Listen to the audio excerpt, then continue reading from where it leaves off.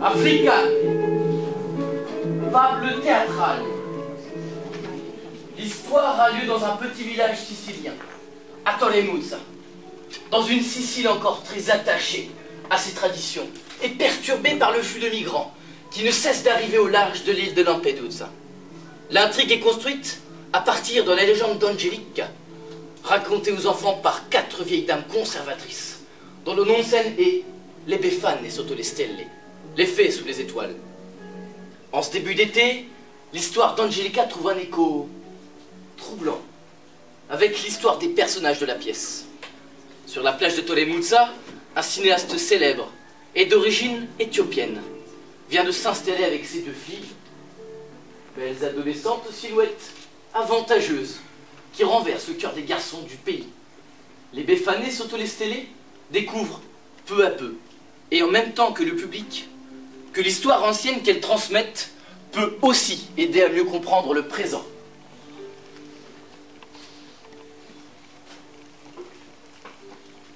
Il y a 2 Africaines là-bas sur la plage. Il y a 200 migrants qui se sont installés chez nous. Ce sont les filles de l'Africain qui vient de s'installer dans la villa sur la plage, à Torremuzza. L'Africain est arrivé au printemps avec sa progéniture. 2 grandes filles extraverties qui se prennent pour la 7e merveille du monde, maquillées comme des caradasses.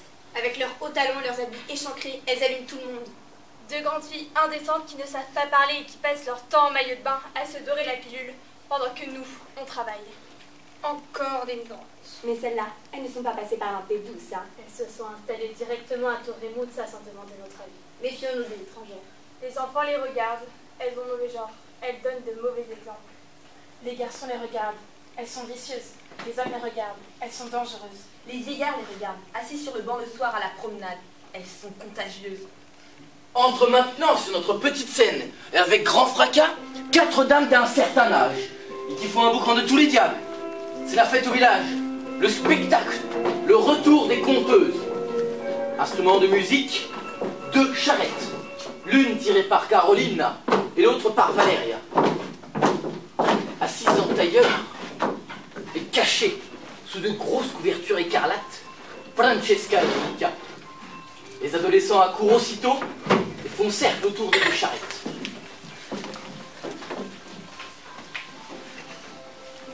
Adesso un spettacolo unico.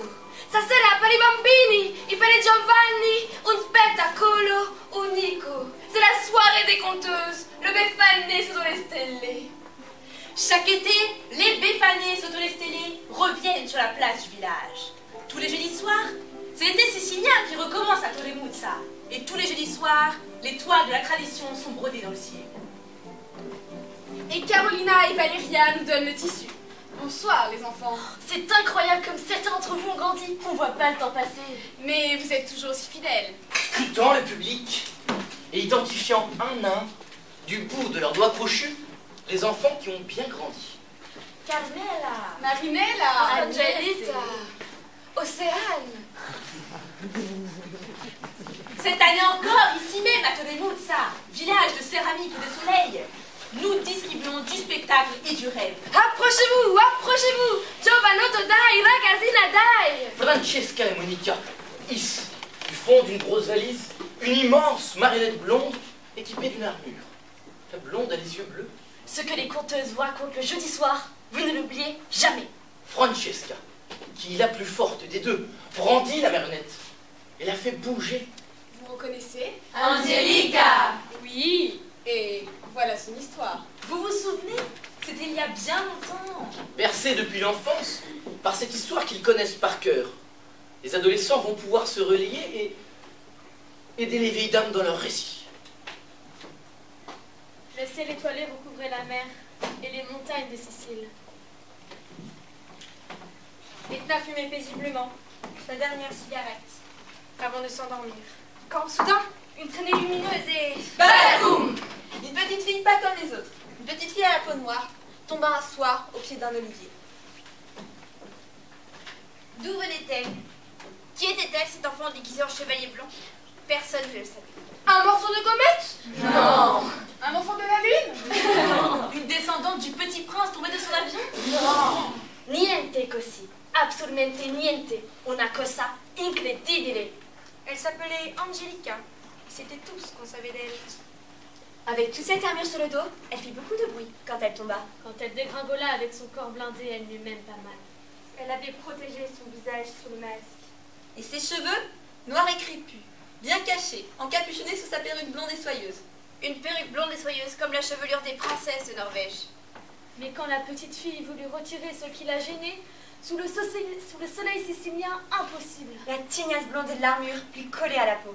Impossible de la retirer, la sale bête. Impossible de distinguer sa vraie peau de la ferraille. Impossible de montrer le vrai visage sous le masque. Impossible d'être une vraie jeune fille. Condamnée dès son arrivée sur la terre à une pitoyable existence d'accessoires médiévales. La pauvre petite fille noire à la chevelure blonde se mit alors à glisser, fruissée avec cette terre inconnue. Peut-être qu'en voyageant, peut-être qu'en mûrissant, elle finirait par aller mieux. C'est en tout cas ce qu'elle se dit, en se relevant sur ses petites jambes graciles, sous la grosse armure. Elle but du vin de l'Etna, puis des provisions d'orange, de cédra, de figues et d'amandes. Et puis, brûlée de soleil, elle plongea dans les eaux du détroit de Messine et disparut. Puis ressurgit. Elle ressurgit à bord d'une barque dorée.